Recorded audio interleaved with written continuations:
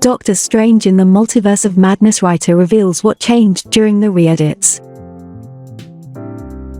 With talk of reshoots and re-edits swirling around the production of Doctor Strange in the Multiverse of Madness, many fans have wondered whether a corporate boardroom with cameo mandates butchered director Sam Raimi's original vision for the film, but the writer for the movie is coming out to clear the air. In a recent interview with the sequel's screenplay writer, Michael Waldron, he explained that far from the studio overstuffing cameo mandates, much of the reshoots and re-edits were simply for the purpose of tightening up the film and making each character's arc stronger. About the nature of re-editing Raimi's original cut, which was 30 minutes longer, Waldron explained it was mostly out of pacing concerns, not making major changes to the general story. A lot of it was just tightening, is the truth. I never felt like we were doing extensive surgery on the movie.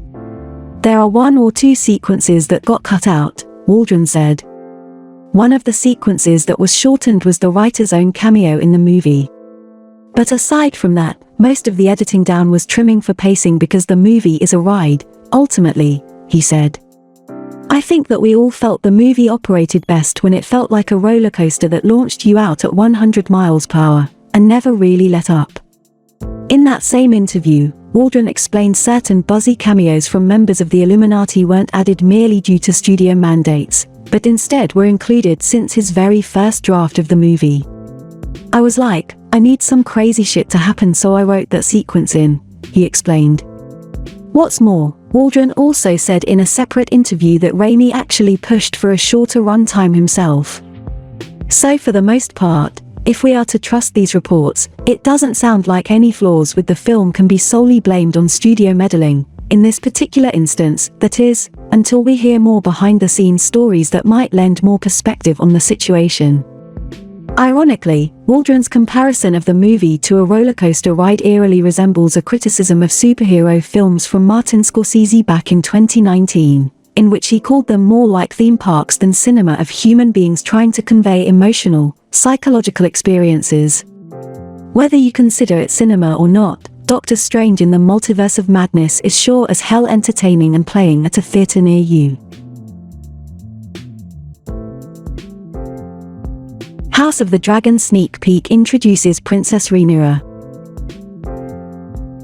HBO has released a short clip from the upcoming Game of Thrones spin-off series, House of the Dragon, that introduces fans to Princess Rhaenyra Targaryen, next in the line to succeed King Viserys.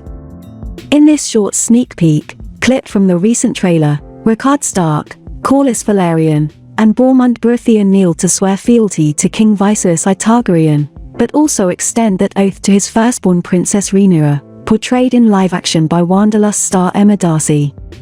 The story takes place some 200 years before the events of Game of Thrones, chronicling the history of the Targaryen dynasty from George R.R.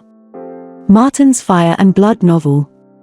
When Aegon the Conqueror arrived on the shores of the Seven Kingdoms with Balerion the Black Dread, one of the largest dragons in history, the proud houses of Westeros bowed before the invader, thus beginning the reign of House Targaryen until their downfall during Robert's Rebellion in 280 AC. The upcoming spin-off series is set in the middle of this 300-year rule, somewhere between 103 AC and 129 AC when the 5th Targaryen king Viserys I, Paddy Considine, took the Iron Throne. As for Rhaenyra, the young princess is the heir apparent to Viserys I, while his uncle Prince Daemon Targaryen, Matt Smith, also known as the Prince of the City, roams the Red Keep as the heir presumptive and the direct rival of Rhaenyra. House of the Dragon, the first show in HBO's extensive lineup of Game of Thrones spin-offs, will make its worldwide premiere on August 21. Loki creator imagines what Mobius is up to during Doctor Strange in the Multiverse of Madness. With Doctor Strange in the Multiverse of Madness out in theaters now, some may wonder what Owen Wilson's Mobius from the Disney Plus series Loki is thinking about all the dimension-hopping shenanigans. As Marvel Cinematic Universe fans may remember, Mobius was an agent with the Time Variance Authority, an organization designed to clamp down on branching timelines that create alternate realities. Surely, the exploits of Benedict Cumberbatch's Dr. Stephen Strange and Elizabeth Olsen's Wanda Maximoff, aka Scarlet Witch, using alternate dimensions as their personal playgrounds would not bode well with the bureaucrat, or at the very least make him utter his signature wow. Michael Waldron, who created Loki and penned Multiverse of Madness, is now offering his 2 cents on how the blue-eyed TVA agent would react. In an interview with Entertainment Tonight, Waldron said the events in Multiverse of Madness will probably cause some branches going all over the place in Season 2 of Loki.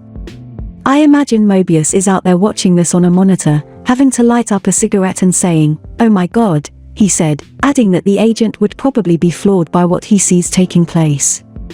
I guess we'll have to wait and find out what that means for those guys. Doctor Who showrunner confirms the length of Jodie Whittaker's final episode.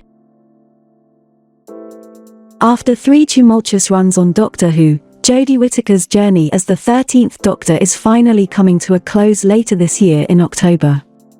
According to returning showrunner Russell T. Davies, who will be taking over from current producer Chris Chibnall, the character's regeneration episode will be feature-length. Davies and his newly cast Doctor, Ncuti Gatwa, have been making the rounds non-stop ever since the casting announcement broke out last week. Now, in yet another interview, this time with the Sun Showbiz, per Radio Times, the creative has teased us about Jodie's final episode and reaffirmed its approximate runtime. She's got an enormous finale, epic finale, 90-minute finale in October. We're polite gentlemen, it's only right and fair to shut up. 2023, you'll be fed up with us, we'll be everywhere. But until then, we bow to Jodie and love her and step back. While it may not be RTD's place to go around promoting Jodie Whittaker's final episode just yet, it could be argued that he's officially Doctor Who's next boss now that Chibnall and the 13th have almost finished the work on their last rodeo. Besides, producer Matt Stevens had already revealed the regeneration episode was going to be feature-length, so Davies isn't exactly spoiling anything significant here. As for how much of that runtime will involve Ncuti Gatwa's next Doctor, the character will probably appear in the final moments of the episode just like his predecessors, so it's safe to presume that the finale will all be about Jodie Whittaker and her tenure as the first female Doctor in history.